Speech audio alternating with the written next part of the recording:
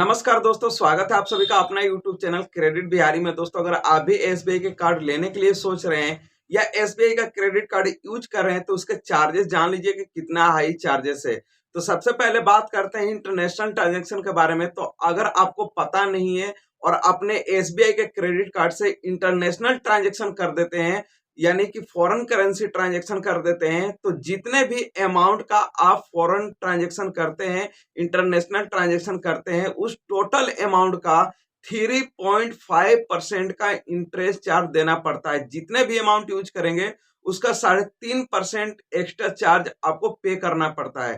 तो एसबीआई का credit card अगर आप यूज कर रहे हैं तो कभी भी इंटरनेशनल ट्रांजैक्शन मत कीजिएगा। अगर एसबीआई का क्रेडिट कार्ड लेने के लिए सोच रहे हैं तो कभी भी आप इंटरनेशनल ट्रांजैक्शन उससे मत कीजिएगा, वरना आपको बहुत ही बड़ा झटका लगेगा। आपको 3.5% का चार्ज पे करना पड़ेगा। अगर आप एसबीआई के क्रेडिट कार्ड यूज कर रहे हैं या बनवाने की सोच रहे हैं तो कभी भी एटीएम से विड्रॉल करने के लिए मत सोचिएगा, क्योंकि अगर आप एटीएम से ट्रांजैक्शन करेंगे तो यहाँ पे देखिए कौन कौन से चार्ज देना पड़ते हैं। यहाँ पे आपको प्रोसेसिंग फीस देना पड़ता है एटीएम से ट्रांजैक्शन करने का।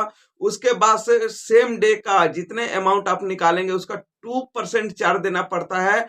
और जब आपका स्टेटमेंट बन जाता है, आपको पेमेंट करना आता है, उस टाइम में आपको 2.5% का इंटरेस्ट चार्ज देना पड़ता है। यानी कि यहाँ पे तीन चार्ज आपको पे करना पड़ता है। तो कभी भी अगर आप एसबीआई का क्रेडिट कार्ड यूज कर रहे हैं या बनवाने के लिए सोच रहे हैं तो कभी भी आपको एटीएम से ट्रांजैक्शन नहीं करना है। नहीं तो जितने अमाउंट का ट्रांजैक्शन करेंगे 2.5% यानी कि 2.5% का चार्ज आपको एक्स्ट्रा पे करना पड़ेगा।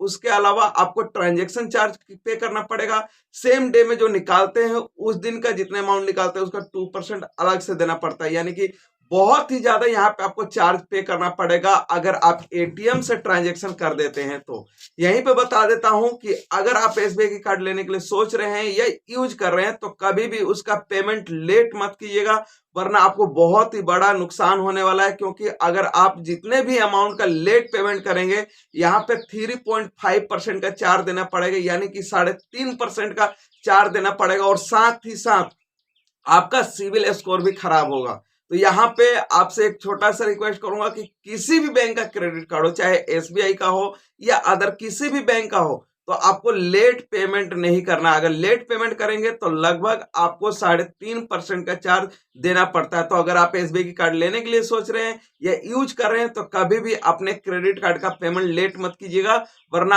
आप उसका ब्याज भरते भरते थक जाएंगे और आपका ब्याज कम नहीं होगा। और आप सोचेंगे कि मैंने तो 10,000 रुपए ही यूज किया था, तो यह जो है 1350 रुपए का जो है चार्ज कैसे आ गया, कैसे स्टेटमेंट आ गया। तो ये चार्ज है एसबीआई में। तो कभी भी आप एटीएम से विड्रॉल मत कीजिएगा, कभी भी आप इंटरनेशनल ट्रांजैक्शन मत कीजिएगा, कभी भी अपने क्रेडिट कार्ड का लेट पेमेंट मत कीजिएगा और कभी भी मिनिमम पेमेंट मत कीजिएगा। क्योंकि मिनिमम अगर आप पे करते हैं तो उतने अमाउंट का जो है अमाउंट आपका बचा रहेगा और आपका जो है हर महीने मिनिमम पे में आपका ब्याज ही जाएगा और आपका पैसा जो है कम नहीं होगा। और आप हमेशा सोचते रहेंगे कि मैंने तो अगले महीने 500 रुपए पे किए तो इस महीने कम हो जाने चाहिए। ऐसा कुछ नहीं है। अगर आप 500 रुपए मिनिमम में पे कर भी देते हैं तो जितने अमाउंट बचा रहता है उसका 3.5% आपको नेक्स्ट मंथ में आपको ब्याज देना पड़ता है। तो ये इसका पेमेंट, इसका चार्जेस था।